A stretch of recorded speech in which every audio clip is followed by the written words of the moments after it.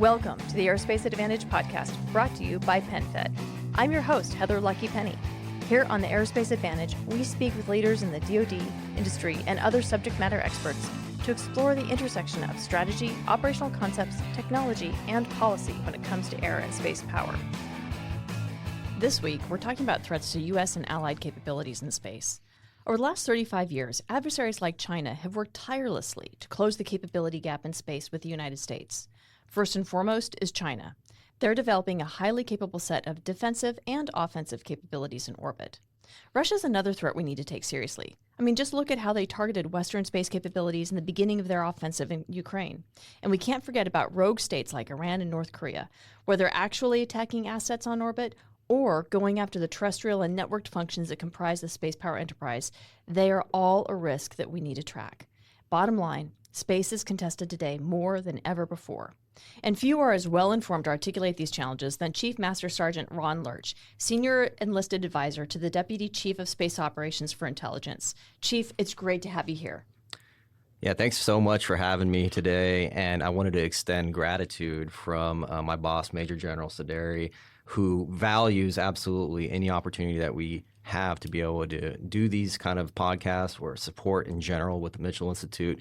You know, he prioritizes our ability to be able to get out and communicate about everything that's happening in the space domain, whether it's in a vault or it's an open source environment. So again, it's great to be here and very much want to just express, again, his appreciation for allowing us to support. Well, thank you so much. And careful, because we're definitely going to take you up on that offer. And we're also delighted to have Charles Socks Galbreath. Lucky, great to be back with you. And Chief, thanks so much for joining us again. So I do have to make a plug. If anyone wants to see your socks, they should watch our America 250, because you have been rocking it. Thanks. And also joined by Kyle Puma Pomeroy, one of our senior resident fellows for Space Power Studies at the Mitchell Institute Spacepower Center of Excellence. So Puma? Yeah, thanks, Lucky. Happy to be here. Looking forward to the discussion. Chief Lerch, thanks for joining us today. So Puma's got good-looking socks too, by the way. So I haven't cornered the market.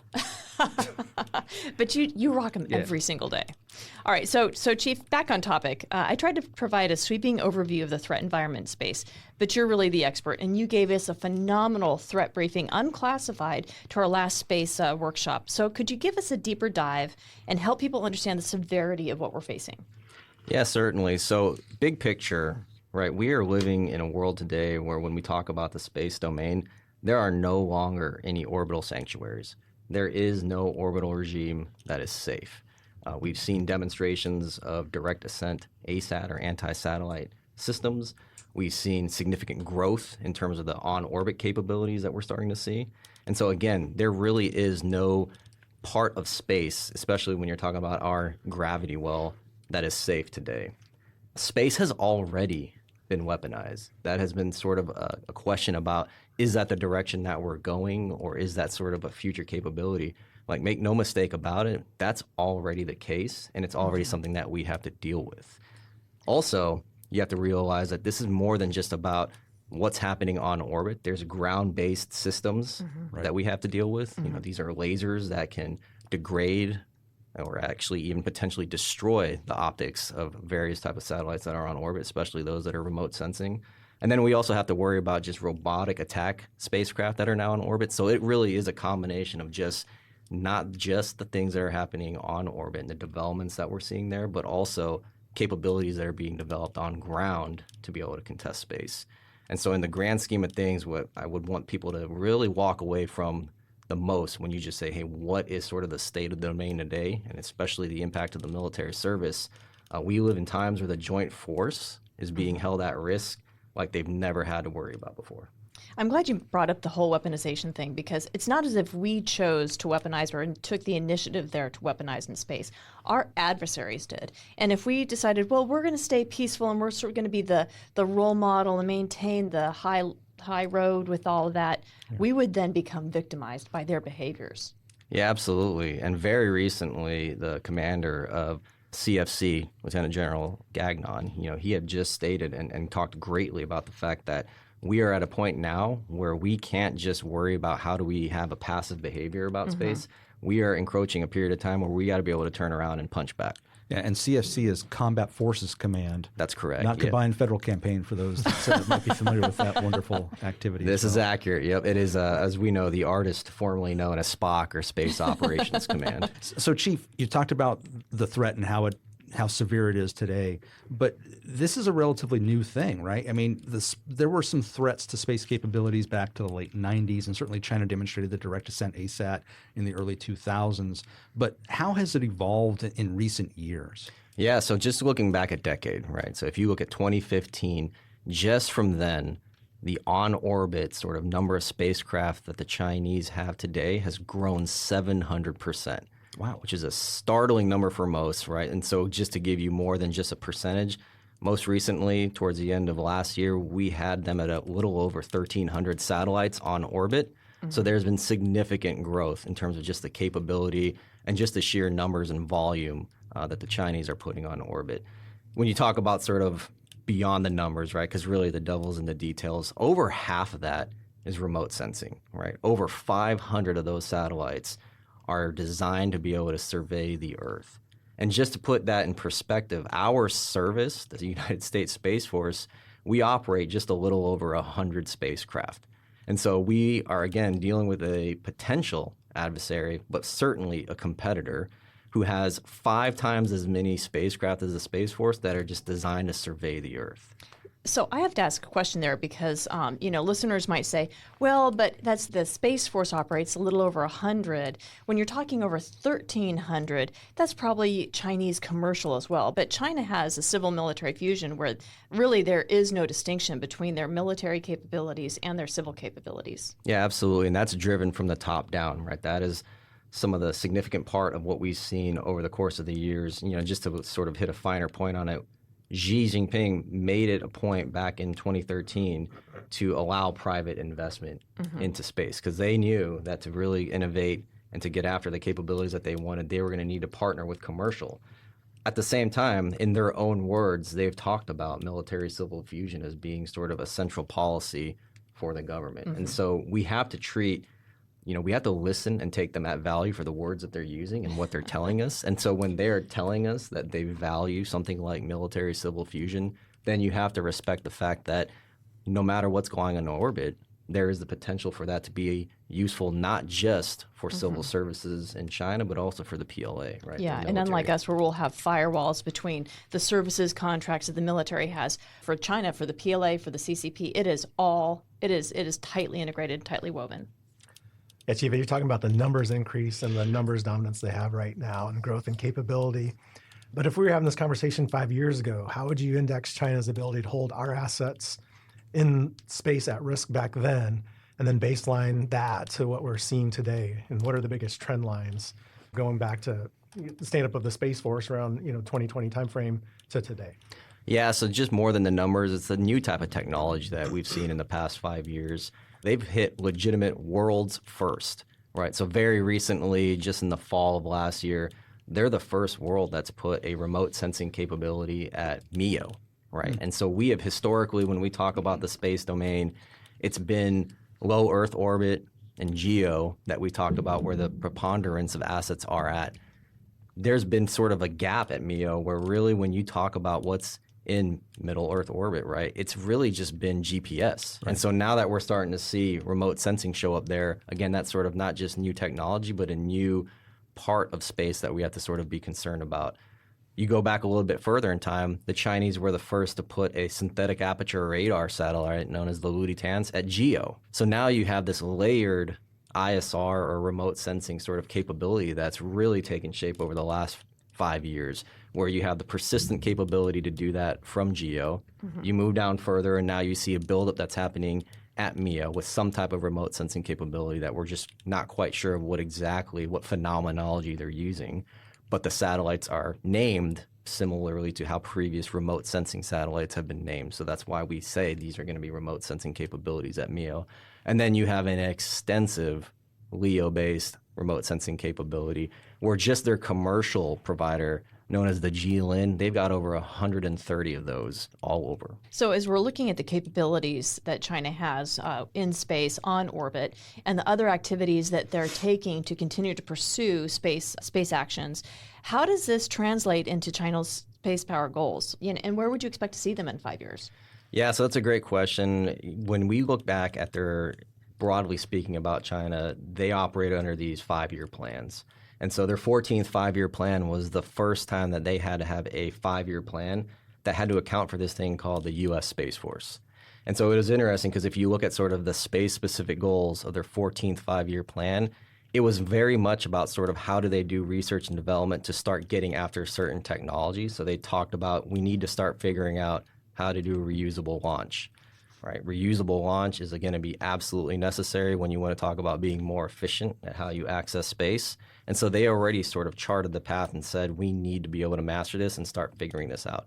They talked about doing proliferated satellite constellations, right, and starting to figure out those type of technologies. The important thing to note is that in this 14th 5-year plan that ended in 2025, when you look back at those goals and what they wanted to accomplish, overwhelmingly successful. They have started to do and figure out reusable launch. They've been successful in doing what's called a 12-kilometer hop test. They haven't completely mastered it and failed with one of their systems late in the fall. But again, it's important to note that they're still making those advancements and they're progressing that program. When it comes to the LEO proliferated constellation, they've certainly started to make headway there. They've got 2 competing systems, each with over 100 satellites on orbit. The only bottleneck for why they probably don't have more on orbit is, again, the inability to do reusable launch. So they're not as efficient as the U.S. But that's certainly something that when we talk about the next 5 years, this 15th 5-year plan, we have to expect that they are going to communicate. That's going to be a goal of theirs, is to really master this reusable launch technology so that they can alleviate some of these bottlenecks and start putting significantly more satellites on orbit at various regimes. And then broadly, more speaking than that, in the next 5 years, we're fully expecting that they're going to master even more types of phenomenology, better remote sensing, and continue the development of novel capabilities on orbit. Novel capabilities. Is that a nice way to say weapons? Well, when you look at the, for example, right, the Shijin 21, this was a system that in early 2022 out in GEO effectively grabbed a derelict or defunct satellite of their own, right? It was a Chinese satellite, and then it moved it just against its will and dumped it into the graveyard orbit, which is really the orbit, the space, if you would, that's above 36,000 kilometers. Yes, a system like that certainly has a role that could be depicted as debris cleanup, but I don't think it's too far of a stretch of imagination to understand that there's military applications for being able to go up to another satellite, grab it, and then moving it. Right. Yeah. So, Charles, how would you overlay what everything the chief has talked about with your broader assessment of how China's pursuing its military buildup and its overarching policy objectives? Yeah. So Mike Dahm from the Mitchell Institute has done a phenomenal job of using commercial imagery to assess where China is heading. And he provided this in a briefing at the Warfare Symposium recently that was really eye-watering. And we'll put a link to that in the show notes because it was an eye-watering presentation. Yeah, it was startling as well. So China's buildup is significant, and it's not just in space, but in all domains. They're increasing the size of their Navy. They're increasing the size of the Air Force. They're increasing the scope and scale of the number of exercises that they are executing. And joint integration. And joint integration and all of that. And, on the launch side, they have 5 launch sites, and we've talked about that's more than the United States. So if they get a hold of this reusable technology, we can see launch rates from China that will outpace us. And we have been setting new records each year in terms of our launch cadence from the United States.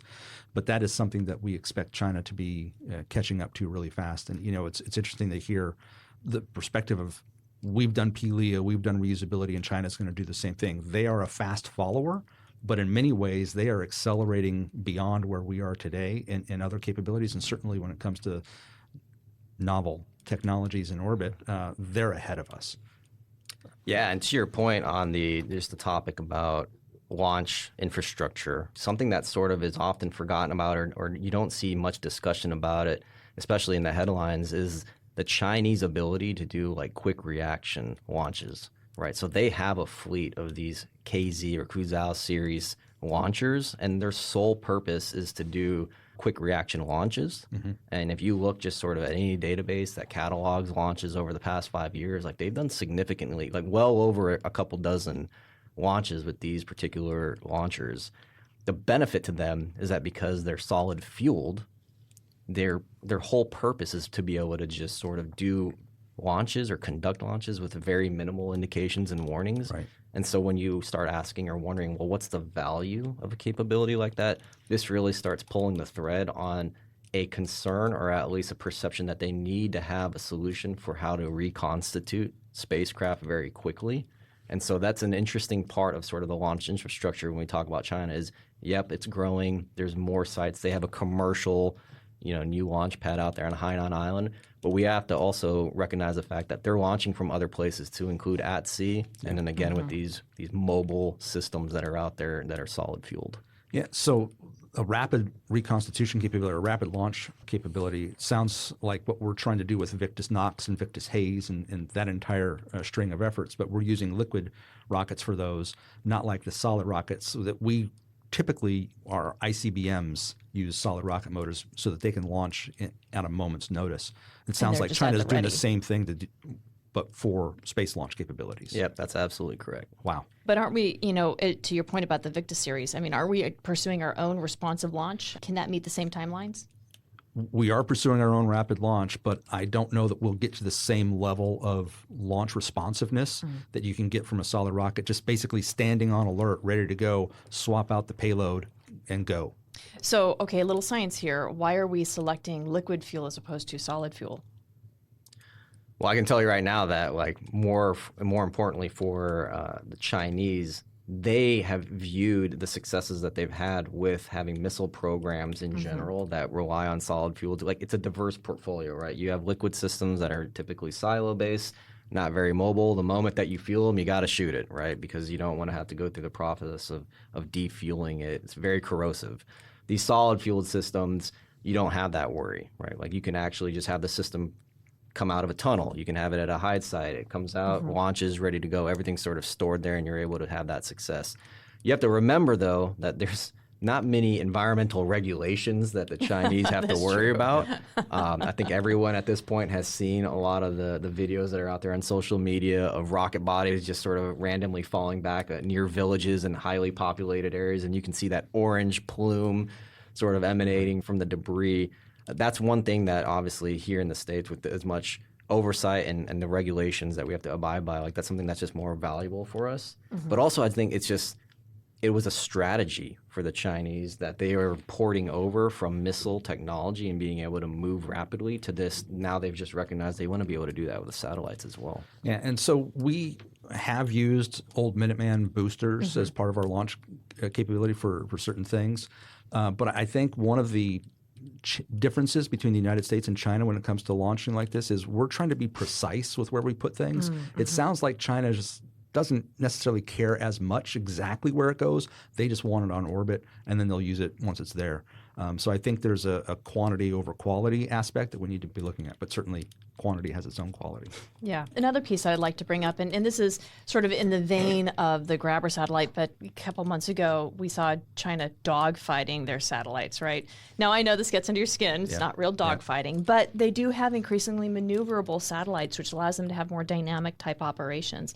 Chief, what's that about, and why is it a cause for concern for us? Yeah, maneuverable satellites, this is one of the challenges with the space domain is when you talk about sort of these sort of actions in any other domain, it's very easy to find things that are just easily recognizable even in the general public, right? When you see an F-22 reacting or intercepting a bear or a blackjack doing an out-of-area patrol, it's very mesmerizing when you see that footage and you just sort of are awe-inspired about how close these aircraft are to each other. And it's just wow, this is incredible that we have these two high-end machines this close to each other.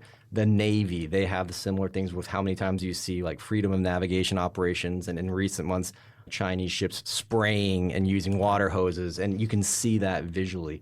Space has a very difficult problem of how to communicate that in an effective way, because for us, when we talk about maneuverability on orbit, it's not exactly the most inspiring thing to see two white dots slowly going closer to each other, and then the white dots become one white dot, and then everyone's just supposed to take that as, oh my gosh, what just happened? Like why did the two dots become one?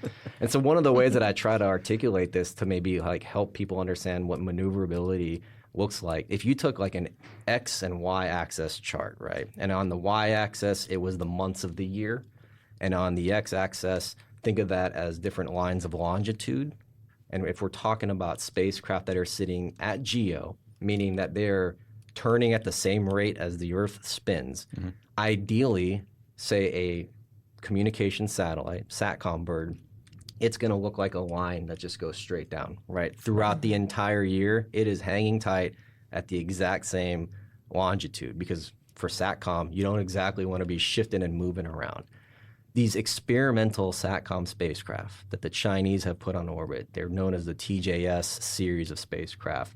If you were to look at sort of the pattern of life of what they look like on that same chart, it looks like a zigzag. Wow. These things are moving all around the geo belt. They're sliding around the belt. It is not a nice straight line like you would see with U.S. SATCOM that's just holding tight at one particular longitude over the course of a year. And so right out the gate, you have to wonder and sort of appreciate what the Chinese are doing, because clearly when they call it experimental SATCOM, there's other parts that they're experimenting, not just satellite communications. They're obviously invested in maneuverability, and we've seen that with several systems and how frequently they're actually moving across the geobelt. And Chief, we talked about trends earlier. I think that maneuverability is a trend we've seen over the past few years. We're working on it. We know the Chinese are working on it.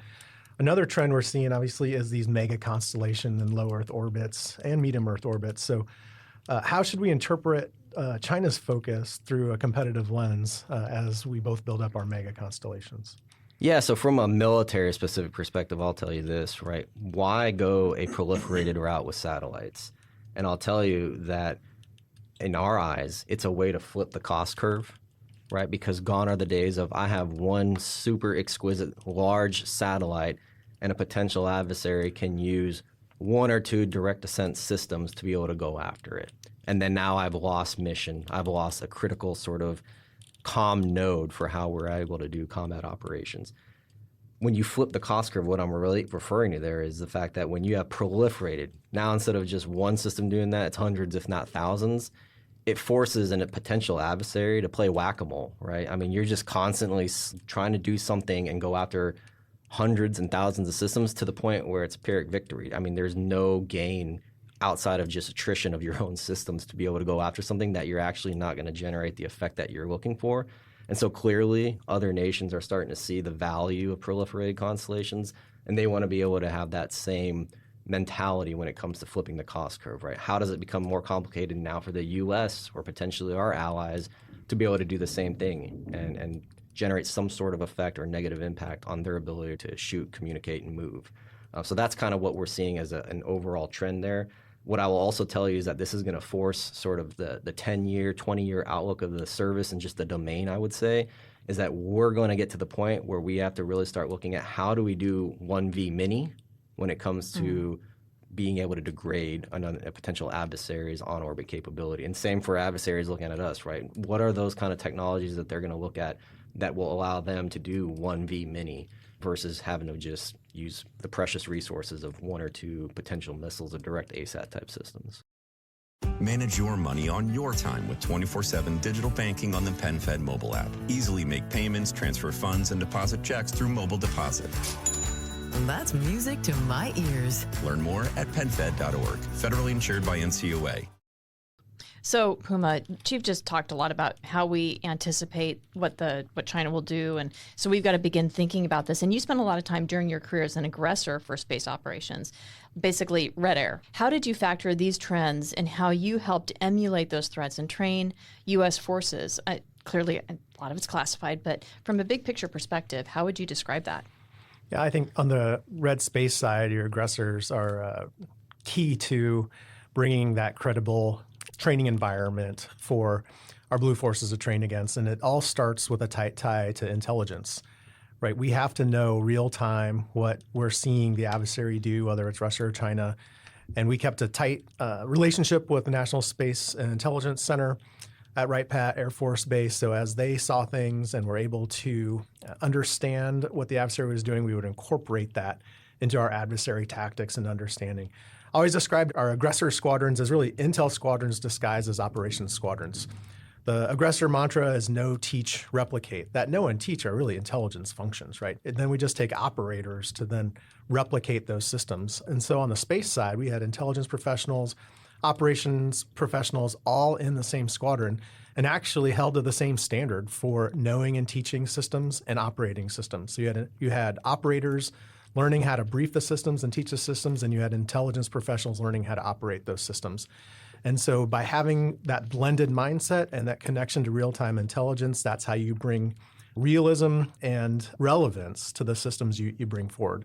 And I'd say another important part of how we can bring that forward as a Space Force was not being tied to mission systems, right? We don't need to procure F-16s or F-35s like Red Air does for Red Space. We focus more on an O&M budget so that we can build what we need and then procure fundamental things like maybe satellite dishes or maybe small maneuverable satellites, but in ways that we can change in the future with aggressor satellites, change the software they're doing or their profiles they're doing or their visual magnitude in different ways to incorporate them to, again, follow what we see China doing so that Blue can see it realistically in training. And then finally, holding the line on realistic and relevant is important for aggressors. I can tell you the number of times we went into planning events and an operations unit is coming in, it's like, we want to see X, Y, and Z. And for the aggressors would have to say, well, that's not realistic. We know what China does. They're not going to attack that system in that way. Say, well, but we have a learning objective we have to do. And it's important for aggressors to say, you can do that learning objective on your own, but we are not going to present it in this exercise because it wouldn't hold true to what the adversary is doing. We want to make you better. We don't want you to just meet your objectives that exist in a vacuum. And so, yeah, again, it all starts with intelligence, but bringing that operational feel on the aggressor side so that our ready forces have credibility in their readiness. So what we're actually seeing China do on a day-to-day basis in this enduring competition is treating this space, it's a contested domain, but they're using gray zone operations, right? So while adversaries can launch a really bold kinetic attack that could destroy one of our assets or destroy an orbit, that's not what we're seeing on a daily basis. And instead, they might be lasing a satellite, Chief, as you mentioned, jamming our communications, jamming GPS, which is what we've seen in Ukraine and other areas, surveilling the terrestrial assets to gain situation awareness to later inform hostile actions, et cetera. So it's not as dramatic as an ASAT strike, but this kind of stuff is a big deal and it can really yield serious effects. So I'd really appreciate your all's take on this to help folks understand what these gray zone activities look like in space and the risk that they present to us today. Yeah, I mean, I'll start and just say that the problem that we have right now is we have an outer space treaty from 1967 that essentially says WMD on orbit, right? Don't do that. Everything that we talked about at the very beginning of this isn't WMD, right? This is not any of those kind of activities. And so there is a little bit of gray zone in space is a little bit different because it's a little bit of the wild, wild west right now where there's nothing that holds people to any sort of accountability on what they can or can't do in space. And so on-orbit robotics, right? The ability to stalk and sort of shadow other satellites. We don't have the equivalent of staying 12 kilometers outside of another nation's border before you're sort of within their periphery. We have nations that are attempting to guide that conversation. The Chinese publicly talk about that the international norm should be 10 kilometers, that spacecraft need to be 10 kilometers apart from each other. But there's nothing that actually says that. And so it's interesting because we are a little bit in a world right now where you are seeing a bit of a fight for who's going to actually establish those type of standards and international norms of behavior. So the gray zone aspect of this is, again, there really is nothing to hold people accountable outside of WMD on orbit. Yeah, and I'm glad you brought up the distance, right? How close satellites should be. But if we did establish an international norm of 10 kilometers, there's got to be a mechanism in place to monitor that, enforce it, and then enforce it, right? So there's a whole infrastructure that we need to pursue. But the gray zone activity that we're talking about is really why we did our latest workshop of conflict in space. Yeah. And Chief, thanks again for that really great threat briefing that helped kick us off. But understanding what types of actions can occur along the spectrum of conflict, all the way from competition through gray zone, all the way to threshold events and full-on conflict. What those look like, how we respond to those, and what the ramifications are of action and inaction. So, for example, we've talked about lasing and cyber and jamming events that China has conducted against the United States historically. And as far as I know, we have not had a public response that says, hey, knock that off, or we consider that an act of war or a hostile action or anything like that. And that has left the rising tide, if you will, of what we will tolerate. And that just increases the amount of flexibility that an adversary like China has in this gray zone. So I look forward to getting that report out from that workshop. But it was, I think, time well spent. It sounds like China's basically boiling the frog. I mean, the more that we tolerate, because we haven't established what those red lines are, what constitutes an act of war in space, the more we tolerate that then becomes a standard because they've set a precedent. Absolutely. Yeah, exactly. As Chief Lerch said, if we don't have the equivalent to rules, then what we do is we respond after things happen and try to figure out what we're going to do, as opposed to knowing what our standards are, and if those standards are violated, then we have legitimacy in imposing consequences in our response options back to what China does. And that's especially strong if those kind of rules are agreed to broadly with commercial and with our allies, so that, hey, we've already said that's unacceptable. You've done something that's unacceptable. Now there's going to be consequences for that. We don't have that framework now. So now things happen and we just talk about what should we do. And what that does is, talking about gray zone, is it incentivizes gray zone operations, right? Because China realizes there will probably be no cost imposition or denying benefits of taking those actions. And so they get away with it, just like the boiling the frog analogy, because that's where the incentive is right now in terms of competing with us in space. And so doesn't that also create a problem for indications and warning? If we're tolerating a lot of these gray zone operations, how do we know when China's basically prepping the battle space in space? Yeah, it's like the little boy who cried wolf. They keep testing and testing. We become accustomed to that. Next thing we know, holy smokes, they've done that on multiple fronts simultaneously, and we just lost the first move. And that was another really interesting thing that we saw in your workshop, right? I mean, when teams that were representing regions were dealing with operations in space on their own, they didn't necessarily constitute or cross that threshold that teams thought was a road to war. But when you knit the big picture together, it created something totally different. Well, absolutely. When you see the bigger picture, and this is why the creation of U.S. Space Command, I think, was so essential, because if we left this to regional combatant commands looking at little piece parts through their specific lenses, they may not see the bigger picture of how things are unfolding. So Space Command, I think, is in a great position to see that bigger picture. So, Chief, another reality that I think is important to understand is that threats to space capabilities are not just on orbit. Spacepower is an enterprise, and I think a lot of folks don't really realize that most of it is on Earth, like downlink stations, command and control centers, connectivity, processing power, the launch facilities, production sites, and more. How do you think about that part of the threat? Today, we live in a world where our adversaries have highly capable reconnaissance precision strike complexes with extreme range, and this could see our space power severely degraded without doing a single thing on orbit.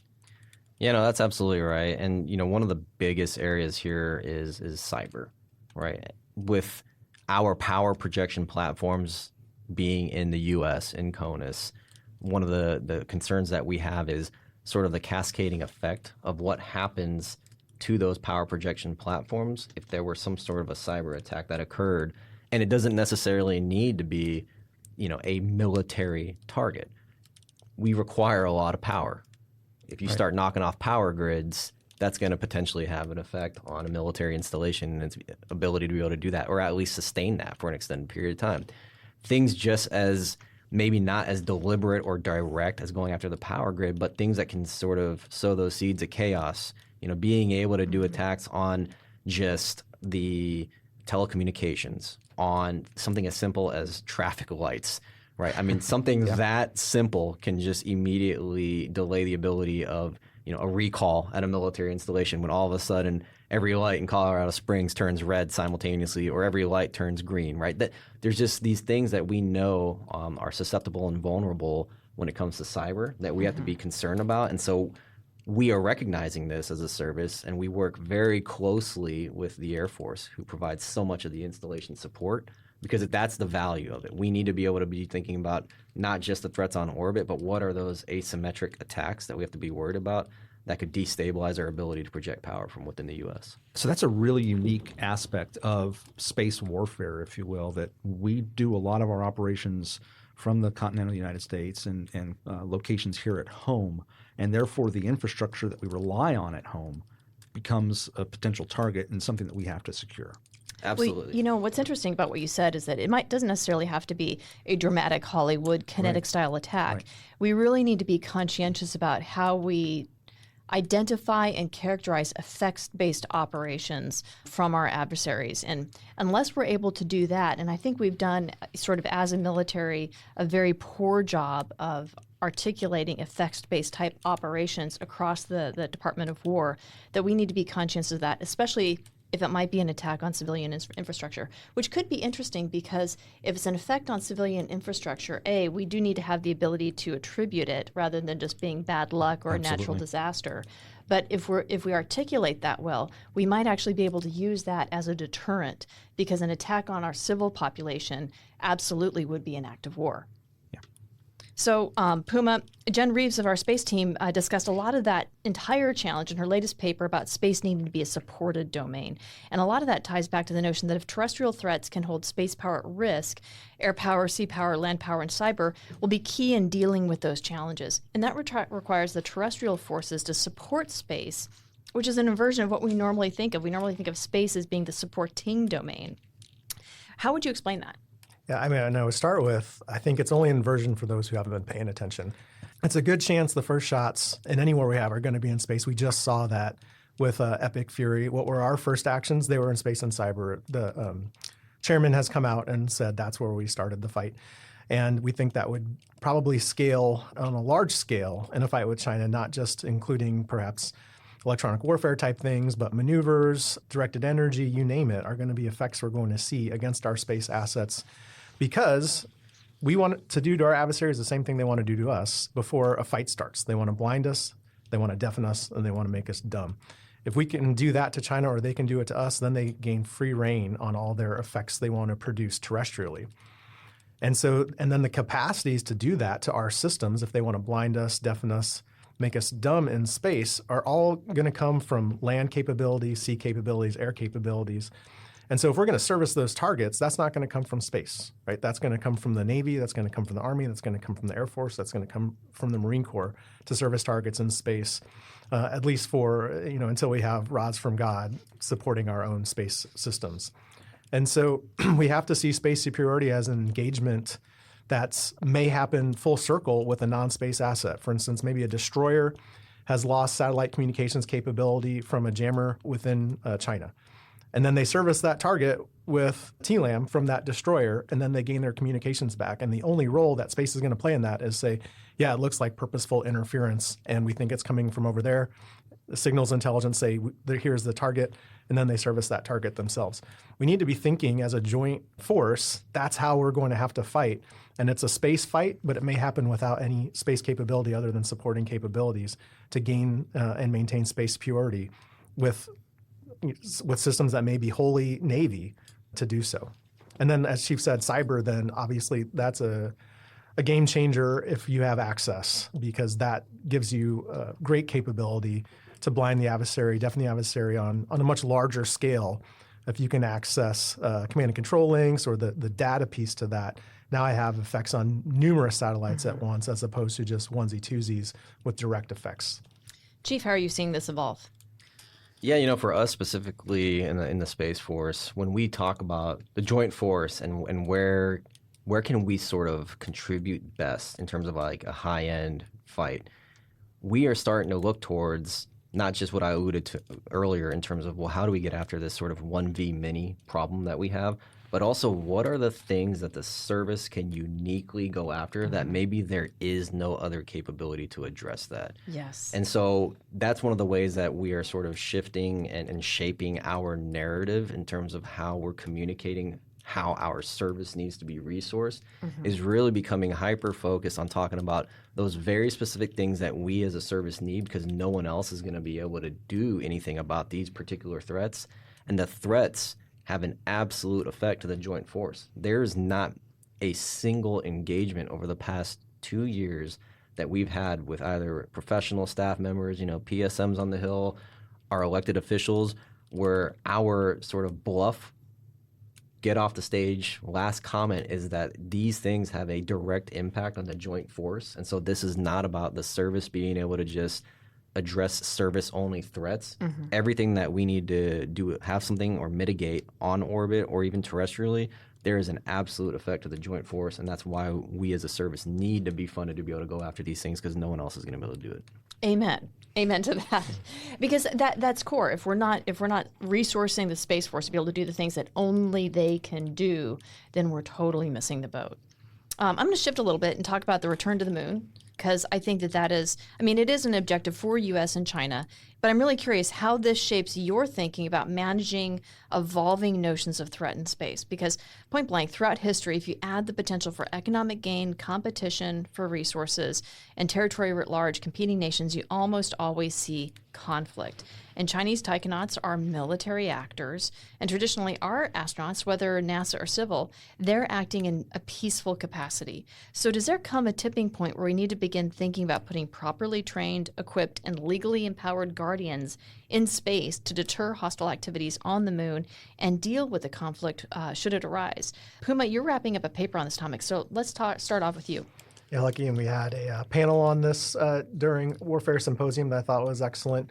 And I'll go back to comments by Vice Chief of Space Operations, General Sean Bratton, when he was asked kind of this question too. And he's like, I don't know if that time is 2030, 2040, or 2050, but we owe work on that. And it's acknowledged from the Space Force that there is a future in which our economic interests are going to have to be underpinned by hard power and the military's ability to protect those interests. And then many believe that the moon holds a lot of economic gain for whatever nation is able to establish that infrastructure to become back and forth from the moon in a routine way and harvest its resources or do experiments or conduct science that brings economic benefits back to Earth.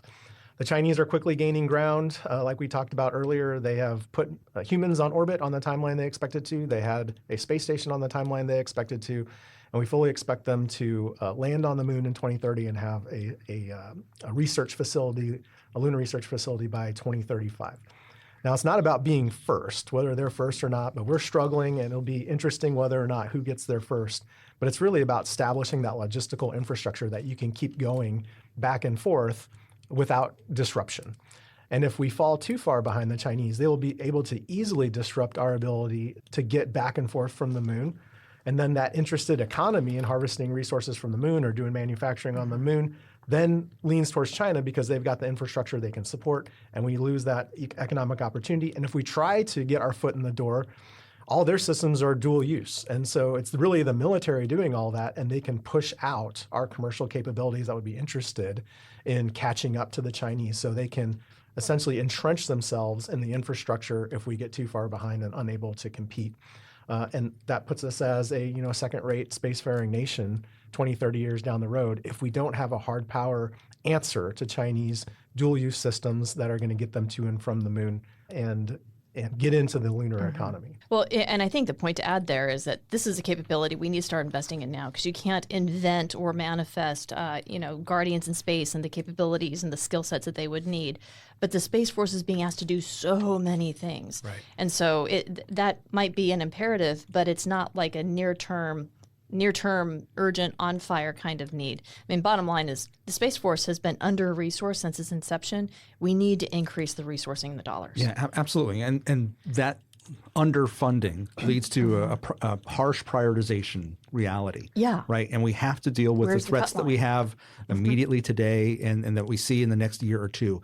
And the threats and the possibility, the ramifications that Puma just outlined for cislunar and the moon, those are significant, and we have to be prepared to respond to those as they emerge. But to your point, Heather, it doesn't happen at the snapping of a fingers. You've got to be able to build a pipeline and a training program and capabilities to enable us to have that effect. And we need to be looking not just at the fight tonight or tomorrow night, but also what might evolve 10, 15 years. And I know the Space Force is looking at this with the objective force, what we might need in 15 years. I haven't seen it.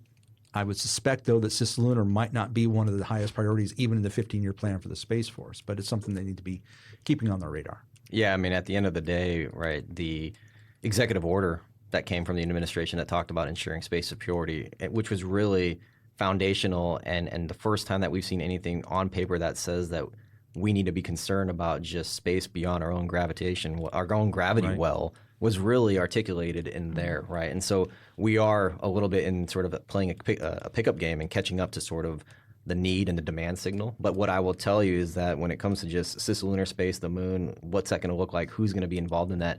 There isn't going to be a single person that rose is going to be pinned on, right? That's going to be the service. That could be NASA. That could be commerce. There's a lot of stakeholders involved in that. And so to be able to really, well, what can we do now? We're sort of in this collaborative space to help figure out what those lanes in the road look like. So much so that the irony of this conversation is myself and General Sedario are actually going to be talking with the NASA administrator next week to be able to start having some of these conversations about not just what are we seeing from the service perspective about the threats and sort of the intentions and what this looks like through our lens, but then it's a back and forth conversation really to start having those collaborative efforts and start driving some of that conversation. Yeah, Administrator Isaacman has publicly said we need to have greater relationships and ties between the NASA and the DoD to get after these threats and to marshal our resources more effectively and efficiently. So I think that's great. Good to hear. An important add there too is as you've shared, Chief, that you're going to have these engagements. Is I think there's a future in the near term where one or the other's responsibilities are defined as supporting and supported, and for what. I think right now we just think of NASA. I think NASA probably sees Space Force as the supporting agency because they give us astronauts. And so can we start defining, is there a future in the near term where NASA is actually supporting the Space Force for their missions and needs and what that looks like? Yeah, and I think a lot of that will be teased out as we start looking at force design, as we start looking at how, the FIDEP and beyond looks, and as we start to really settle in on the implications of that EO. I think that would absolutely be a great question and conversation to have with the 5.8 for the Space Force, because when it comes to how we're going to resource that and how we're prioritizing that, that's definitely their wheelhouse, and they would have a great answer for you probably in the near future. Yeah, I mean, I think it's clear that China wants to dominate all of the space domain, including, the lunar surface, how we traverse back and forth to that. And you can see some analogs of that in their Belt and Road Initiative, because not only will they prioritize their ability to effectively plant the flag first, use their economic power, but they also are not afraid to use force. And we've seen this, for example, in the South China Sea, how they've been engaging with the Philippines, how they're building up their own sand islands, coral reef islands, and I can see them easily extrapolating these activities to space. Yeah, absolutely. And this is something that we've talked about before. A couple of years ago, we did a paper on cislunar and highlighted the fact that China's lead for lunar exploration said the moon is like the Daewoo Islands, right? And we need to get there, and if we don't, our generations behind us won't be able to, and they will hold us accountable. They view this as an opportunity to exert where they have influence and control, and then potentially force the rest of the world to meet them on their terms rather than mutually agreed to peaceful terms. So this is just something that we have to be mindful of. And we also need to remember that the moon is a waypoint, but so is low Earth orbit. And there's operations between low Earth orbit and the moon that we need to be mindful of as well. And China already has, with their space station, 3 military members, Taikonauts, constantly in orbit, right? And so we need to be mindful of that as we move forward. Yeah, and getting there first allows them to be able to define what the norms are, to set the rules of the road, if you will. And so we can't allow them to continue to do that, because China dominating space doesn't have to be inevitable. We are in a new space race, and it's a contest I believe that America needs to win. So taken in that light, what is the Space Force doing today to stay ahead of China in this race? Yeah, so certainly the one angle that I'll gladly take on this is really talking about, well, what is the Intel enterprise and the Space Force sort of doing, right? So Major General Sadari just very recently rolled out sort of his priorities for what we're going to be doing, and then sort of some of the subsequent lines of effort that are going to support that. And so those three things look like readiness, really the fight tonight part of this. How are we maintaining that? What units are sort of involved in that process? Institutional forces versus the forces that we're going to have to be able to support SPA 4 Gen, right? How do we balance the joint requirements of deployments? And then really, truly, what does Intel readiness look like is going to be something that is a priority. Building the force, so we are actively involved in how we're looking at force design, and almost weekly, I would say, our folks that are involved in policy are meeting with the appropriate stakeholders over at the Pentagon to discuss. It's not just about the widgets. It's not just about the different capabilities, but what does the Intel support to that look like? And so that's a priority of understanding and really determining what building the force looks like and supporting any and effort that's involved in that. And then really establishing enterprise activities. The S2 for the service, a lot of folks forget that we're a member of the intelligence community. And so he wears about 4 different hats on a daily basis. And he's got to quickly pivot from wearing the defense intel head to being, the service SIO or senior intel officer. It's a lot of different hats that General Sadari has to wear. But how do we flush out those activities and so that we have interagency efficiency and so that we are having the right conversations with not just folks on the DOW side of this, but then also within the IC. And I will tell you very specifically, just one of the lines of effort that we are going to be laser focused on over the next 2 years is targeting. Targeting. Like, how do we professionalize targeting in the Space Force? What does the curriculum for that look like? What does our service commitment look like for that in terms of how many folks we need to be able to do that? What is the right model for how we're going to actually do that? And I will tell you that on the Air Force side, the 363rd, and sort of having that federated approach, but having a central hub, a powerful hundreds of people back in CONUS that provide that kind of support through various phases of targeting, like that has been identified as a sort of best athlete in the current world dynamics, we'll say. And so I think that's going to be an important conversation that we're going to be having of figuring that out for the service, of what that looks like and what the best model is for our service and the unique requirements that come with that. And just to be clear, when you're talking about the targeting enterprise, it's a totally different conversation than AMTI and GMTI. Absolutely. Totally different. Yep. This is, look at the joint targeting cycle. Think about how do you do advanced, automatic target recognition? How do you do BDH? I mean, this is a completely different conversation that has a lot of intricacies in it, but a lot of it is just the professionalization of that.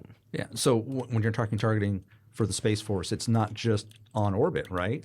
Because there's terrestrial and maritime and airborne space assets that other countries have that might need to be targeted as well. Right? Yeah, so there's an overlap. Yeah, I would say that the majority of what we are going to be concerned about is the effects that you're going to generate on orbit, but also like looking at the EM spectrum, right? Like how do you target and look at this from a non-kinetics? Oh my gosh, that's so exciting. Thinking about how do you JMEM EW? How do you JMEM spectrum? Right. Yeah, I've been working on it for 20 years and haven't figured it out. But yeah, Chief, that's exactly like there's going to be DIMPs that are going to be serviced for space superiority effects, but we know how to do that. What we don't know how to do is what about this frequency band on this satellite or this piece of a satellite that does 10 different things? That becomes complicated and we get in our own way from a targeting perspective to produce the effects we want to do in the Space Force. And what is clear to us is that how this takes shape and what this looks like, one thing is important and very clear, and it's sort of a rolling lesson learned from everything that's been happening really over the course of the past 2 years, is that we need a standard for how we do this. Can't be, well, one organization or one component does it this way, these guys do it differently. Like whatever this looks like, which is why it's a priority for us, it needs to be a standard way of business, and it's something that can be replicated across different components. And to work quickly. That's been our struggle in the past, I think, as you know, Chief, is hey, we want to do this thing in the targeting cycle, and it's a target of opportunity, and the targeting cycle is so slow that by the time it gets approved or it's approved with some caveats, it's too late. The war's already over, right? And so it's not only do we need a system that's responsive to the threat and can spin the OODA loop faster than the adversary. And I'm sure classification has a lot to do with that as well. Well, I think... Or is it just the intel process? I would say the majority of the intel world sees targeting as a thing to blow up, right? A point on the ground to service. And so when you start saying, well, this thing is moving and it's electromagnetic energy and et cetera, it's just, we have too much institutional inertia to work against because they want to put everything in a kinetic mindset when it's not a kinetic mindset. Cyber gives us, I think, some exemplars that we can pull from. But my experience was a lot of old heads that says, well, no, it's not cyber. It doesn't work like that. It's a satellite. It's a physical thing. So therefore, we have to use a kinetic process. And you go round and round and do absolutely nothing. Again, we need to be effects-based minded. Yes. Right. Yeah. So, I mean, with every other domain, it's our goal to secure objective without overt conflict. And that demands credible deterrence and the ability to proactively shape activities. And you can see this thread throughout our entire conversation. Chief, what does that look like in modern space operations combined with joint collaboration? Yeah, so the problem that we have is that when it comes to how do you have credible deterrence, it's, well, how does the adversary know how you're going to hold them at risk, right? And that, you were talking about security classification issues earlier, that is one thing that's going to continue to haunt us and probably won't be something that is easily remedied here in the near term, because the credible deterrence part of it's tricky, right? Because you have to sort of balance, well, what do I conceal? What do I reveal? But what I will say is that how we're getting after being a credible force is when you look at the very statements that you're hearing about Guardians and their involvement, from everything from Midnight Hammer to Absolute Resolve to Epic Fury, right? Our leaders, not just in the service but beyond, and the chairman, et cetera, have talked about the role that space has played in those things. And so we already have some credibility that you're seeing from just ongoing conflicts, but then it's also how do we exercise and how do we sort of get a lot of visibility on these large-scale exercises that we're doing as Guardians and with the joint force. Like, these are the things that we can control and that are sort of in our sphere of influence to be able to help communicate and message that there is a credible deterrent there. Yeah, I'd second that. It's about training effectively, credibly, and observably. But regardless of the capabilities and the systems we have, sound tactics can make up for a lot of that. And if our Guardians are observed exercising their tactics in credible ways, that serves as a strong deterrent. Whereas China may think, hey, that's a soft underbelly, and that is our asymmetrical way to attack, and they realize, oh, actually, these guys are really good. And so I think that's important for the Space Force to have that attitude that we're going to be better than you, and you're going to know it, and make sure that they're performing their tasks, performing their missions in ways that the Chinese see it, in ways that we want to reveal. So that builds that credibility, and I think that's that key component of deterrence. Yeah, some of the messaging has evolved, and I think that's really interesting over the past few years.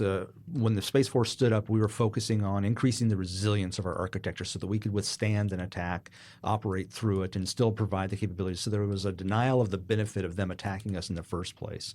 And I think more recently we're beginning to see, and we'll be able to hold your capabilities at risk, whether that's through cross-domain effects, whether that's through another service providing a capability, or whether it's something like what we've demonstrated in Epic Fury.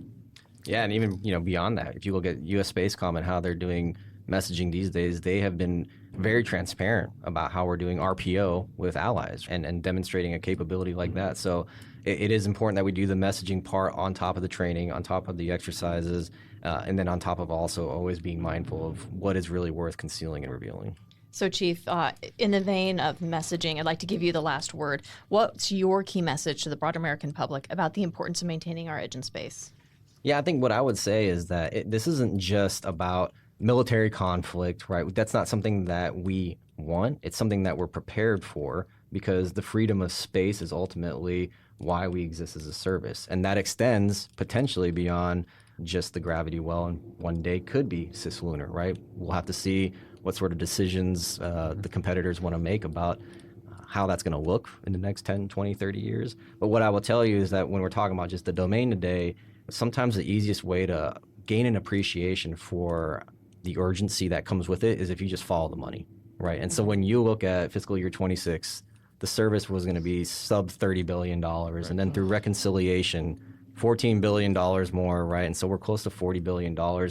That sense of urgency and getting money from Congress to be able to address the kind of things that we're talking about, that is not because the state of the domain right now is just Sleepy Hollow, where we're not seeing any advancements or potential adversaries aren't doing anything that we're worried about, right? Like these kind of things that happen especially when you're talking about budget, it happens because we're clearly articulating not only just the threats and the concerns that we have about what we're seeing today, but it's also ensuring that we communicate a concise narrative about how we intend to get after it.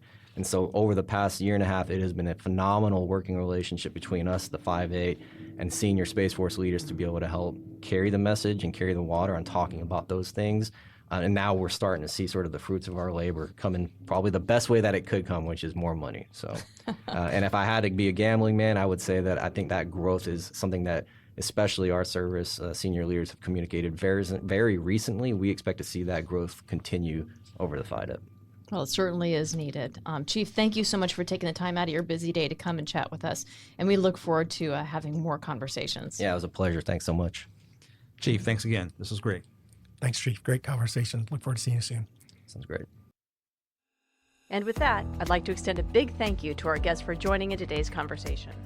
I'd also like to extend a big thank you to you, our listeners, for your continued support and for tuning into today's show. If you like what you heard today, don't forget to hit that like button or follow or subscribe to the Aerospace Advantage. You can also leave a comment to let us know what you think about our show or areas that you would like us to explore further. As always, you can join in on the conversation by following the Mitchell Institute on X, Instagram, Facebook, or LinkedIn, and you can always find us at mitchellaerospacepower.org. Thanks again for joining us, and have a great Aerospace Power kind of day. See you next time.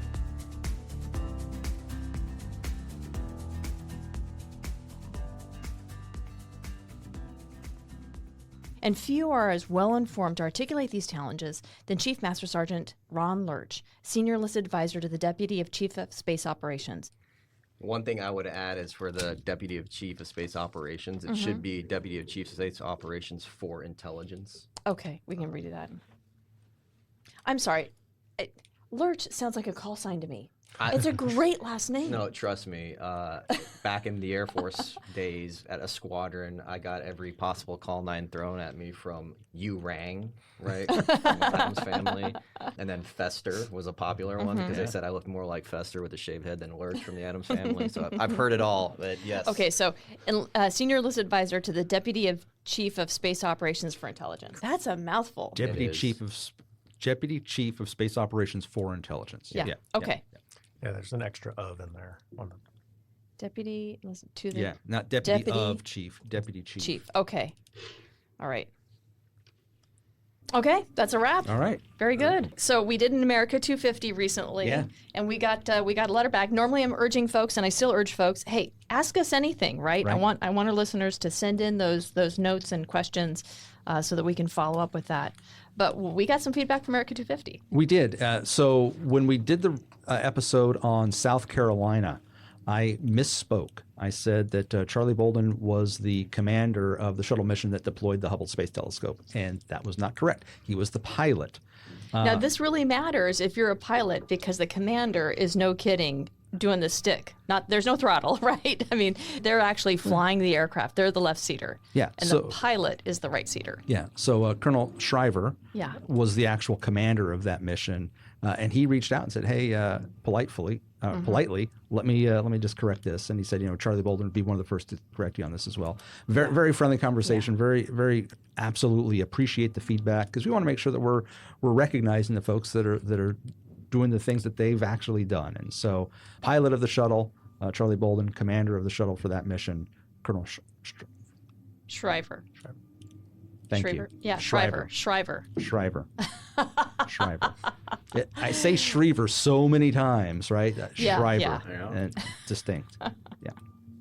Well, I'm excited to see what you have for Nebraska. So I was a military brat, and I grew up in Omaha. And so, that was my formative years of before I joined, the military. That might be what I say for Nebraska. Yeah. I don't know about that. Chief Lerch's hometown. Exactly. It's actually cool. We've had people who've watched some of the early episodes and have sent in, hey, my state did this. Yeah, that's awesome. Yeah.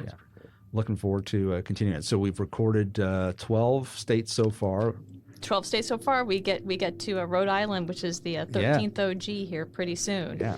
And we'll be taking it all the way through the year. Awesome. I'm looking forward to Hawaii, and if we can convince our leadership that we need to do that on location, I'd really like that. Site survey. You got to do a site survey. Exactly. Yeah, exactly. Let's go see firsthand. Make sure you tune in so you can see Socks' socks. Get 1 million views. I bet they can send us to Hawaii. All right. Make that the standard. There you go. Watch. All right.